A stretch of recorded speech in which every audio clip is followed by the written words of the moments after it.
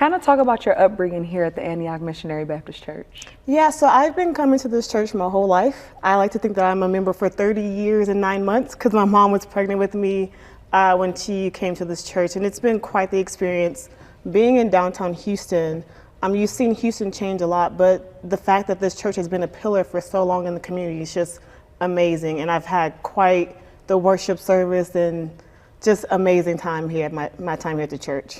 That's awesome. So we're speaking about bridging the gap between what Black history was and what Black history is in this current generation. How do you see your church adapting to the new environment and to the next generation? Are you guys having initiatives to keep the younger Black people in Houston relevant in your sanctuary? Or what are you guys doing to kind of bridge that gap? Yeah, so I think the coolest thing that we have is an outreach program with Gregory Lincoln School, where we go back and we provide lunches and clothing for the students there in that community. As you see, we have a host of young people here coming through for the millennials, attending service, and the fact that the word is guided towards not only just the older generation, but for us as well, so that we can continue our spiritual growth in the Lord and continue to bring others behind us to the church and to this community today.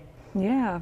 So how do you see Black history when you walk into this building? We're speaking about Black history. We're speaking about that American history aspect. Do you feel it as soon as you step foot in here? And does that captivate you, make you want to stay? Yeah, I think the coolest thing is the pews. You can see some of the indentions here that's been left over hundreds of years. And that's the testament to all the bodies that sat in these pews and held services, mission work. Just a host of events here at the church throughout the history to cater to the community, to the changing of the city, and also make impact day to day here in the community for downtown Houston, as well as the Fourth Ward area. Yeah. So we know that the struggle is not over, obviously. Black history continues. We're continuing to make those strides. How do you see our generation using the Black church? Because we know that the Black church is the backbone of most of our movements, most of the civil rights movements. Do you see our up and coming leaders using the Black church to support those movements? Or do you think that we kind of need to go back to our roots and depend on those founding fathers of the church and their principles to help our movement as we move forward? I think it's great to see that we as a generation first learn the history of where people came from, because I think that's going to be the foundation that makes us move forward. Because in order to go forward, you have to learn where you came from. And so I think it's a testament to say, hey, we're learning our history, we're taught our history here in church, so that when it comes to being a vital person of the community, we can teach that to the people coming up to us and take that change and really drive home the change that was already happening long before we came along.